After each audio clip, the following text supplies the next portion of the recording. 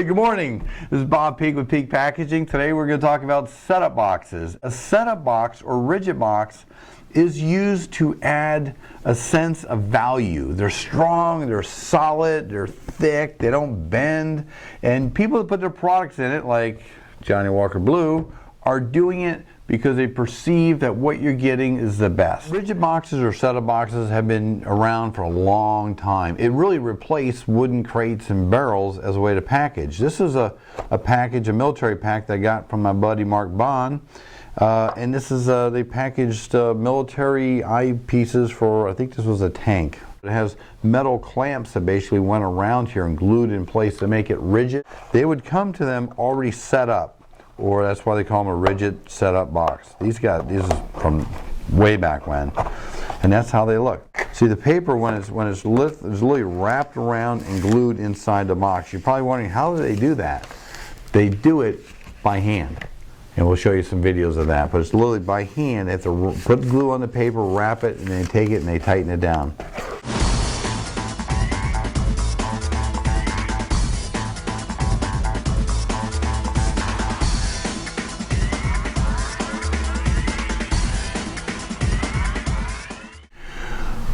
So what happens now is when they're making a box, and let's say this is something we're designing, they will take this rigid board and they'll cut the pieces and they'll actually tape the corners up onto the board.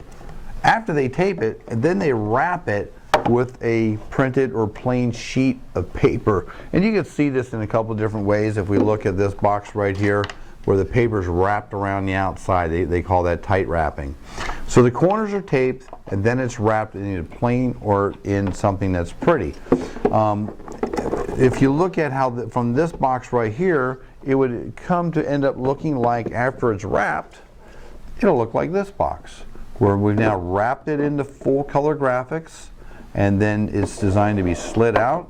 The puzzle pieces go inside, and then it just closes. So we've come a long way from metal brackets to having fully wrapped, full colored, rigid solid boxes. You can see the hinge is formed by the label that's wrapped around the box to give it kind of a unique opening. It stays on it. Other nice feature about this box, this is called the shoulder here. So the box comes down, slides over the top, and gives it a little bit of grip. And I like this box because it's a matte flat finish with a UV on the red. Makes it stand out and pop. Here's another example of a matte flat finish. They use UV to make it pop, and this has silver foil on it. It's like foil stamped with silver. Also, you can see from the inside a thermoform tray that they added to hold the product. See, it looks like this. Slides in when you're done.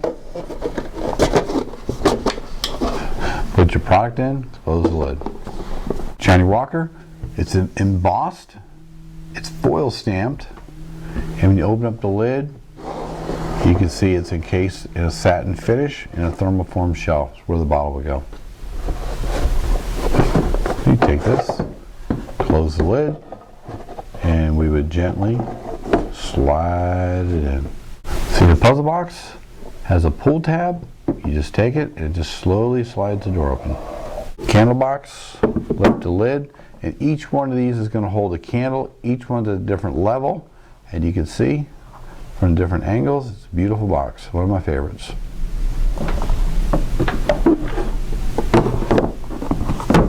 Here's an example of applying a ribbon to make a hinge so that when you lift the box up, it just stops at a 90. Take a look. Zoop.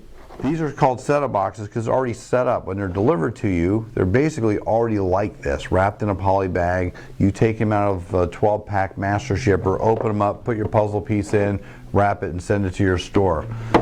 They take up a lot of room. This is another kind of a cool design that helps with the room issue, especially if you're shipping overseas. Also has a magnet, which I like. Comes like this. Whoop, flattens out flat. Now, if you're shipping these, you can put a lot of these in a boat because you're not shipping air. And then when you, when I would get my, let's say a puzzle that would go in here, we would then take it, snap it up together like that, put our product in it, close it, seal it, and out to the retailer it goes. One of my favorites is a simple box. This box, when it's finally done, has a ribbon over the top, a bow, with a little label on there, you know, shines it up a little bit. But this turns into a cool display box. When you lift it, it goes, when you lift it, and these just open up like that. A nice little candle sitting inside of it. Kind of a different little look, but I like it. Smells great too. These boxes, when they come to you, there's a lot of hand labor, so there's obviously a price to pay compared if it was done on a machine where everything is automated. These are literally done by hand, which is why you don't see a lot of them unless you're trying to add a value more than what the box would cost.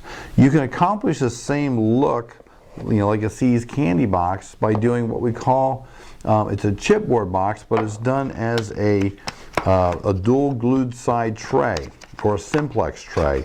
And these boxes are done in chipboard, which is, again, you know, 24-point chipboard printed on a press, is die cut and glued to look two pieces like this. So they come to you flat, right?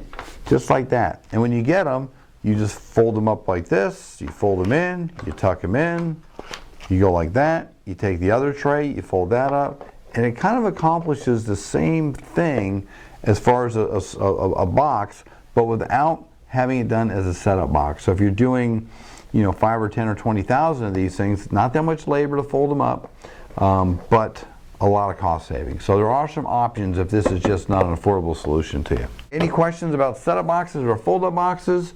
We'd love to help you out. Design a box, make you a mock-up like this, and run some quotes for you and see if it'll help your business. Give us a call. Bob Peak, Peak Packaging, 888-98 boxes. Have a great day.